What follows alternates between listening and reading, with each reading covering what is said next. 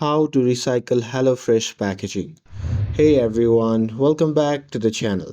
In today's video, I'll be showing you how to find HelloFresh official recycling instruction so you can properly dispose of your packaging. So now without further ado, let's get started. So first thing first, open the HelloFresh app on your phone and make sure that you're logged in to your account. And now here, once you are inside the app, you can just tap on the menu icon in the top right corner, and there you can simply select Help Center, and this is where HelloFresh keeps all their guides and FAQs.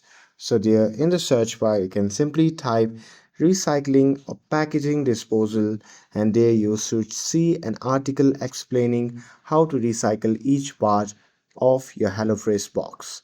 So there you can simply tap the article to open it, and there you'll find details tip on recycling your cardboard box, ice packs and liners. So there you just have to follow that steps to make sure everything is disposed of properly and sustainably. And that's it.